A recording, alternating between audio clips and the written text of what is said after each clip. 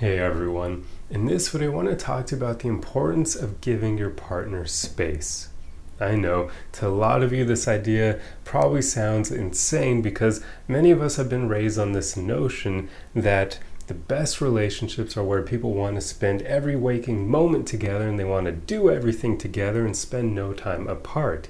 But that's a notion from entertainment media that's incredibly unrealistic, where you have all these romantic movies or TV shows that portray relationships that are incredibly needy and clingy and make it seem like those are what we should all aspire to have.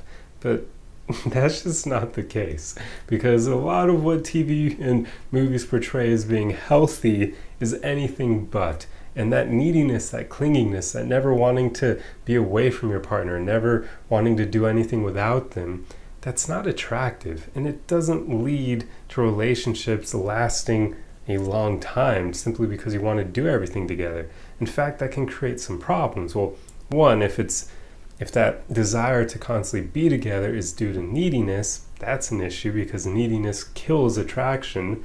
But beyond that, if you're constantly spending time together, it can kind of make you lose the spark that you may have.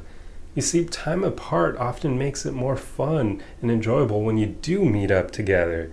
Now, I'm not saying you need to spend a ton of time away from each other, but quite often, if you're in a very hot and heavy relationship with someone and you're not living together, and say you see each other once a week, the time spent away from each other kind of builds up anticipation so that when you do see each other, it's even more special, more enjoyable. You'll do more together, you'll create better memories and experiences. But for people who live together, they kind of lose that over time because they're around each other so much that it just becomes normal. You start to basically take your partner for granted.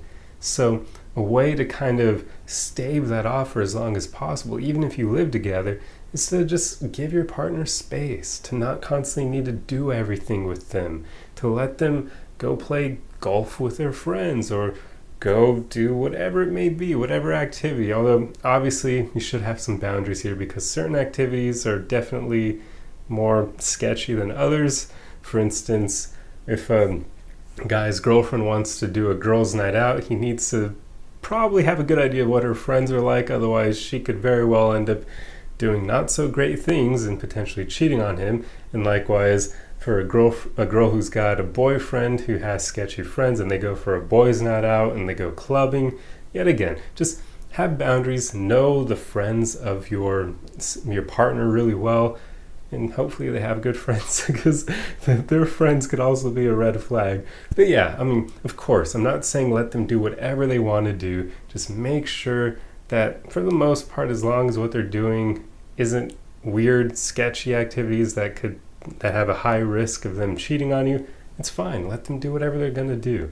I mean, yeah, it's so interesting how people want to constantly be around each other like that, because then the odds of you just slowly killing a relationship over time increase so much. I mean, talk to married couples who live together all the time. At some point, most of them start to lose that spark unless they really try to maintain it, but that's a topic for another video. So, and quite often, the couples that do end up being able to maintain that spark, they do give each other space. They do things separately. They don't do every activity together. They don't spend every waking moment together. They give each other time to do the activities they enjoy, even if that means not including their partner. Because yeah, you can do that without your relationship being bad.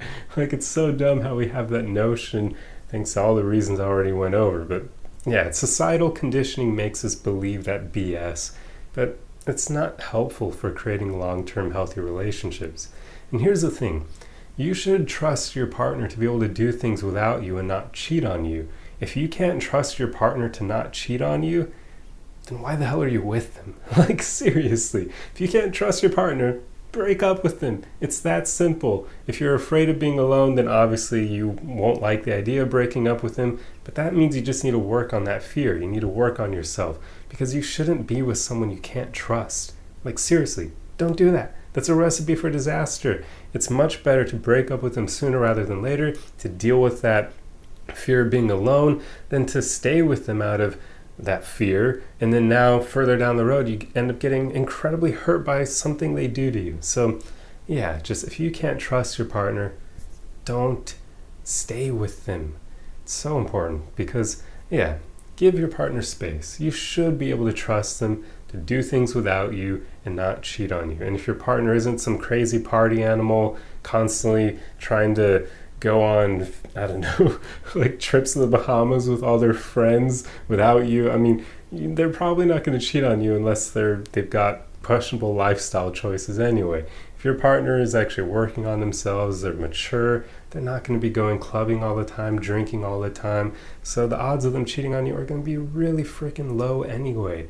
So yeah, that's pretty much all I have to say in this video. I mean, really, it all just basically goes around that notion that you should be able to trust your partner. And if you can't trust them, then you shouldn't be with them, because couples need space. They need time away. It basically helps your relationship last longer because it makes it more special when you are together. But you don't need to do this artificially where you purposely spend time away to try to rekindle a spark or something. Just allow each other to do things you enjoy, even if that means not having your partner with you. That's all it really comes down to. So anyway, I hope you guys enjoyed this video. If so, be sure to subscribe for more.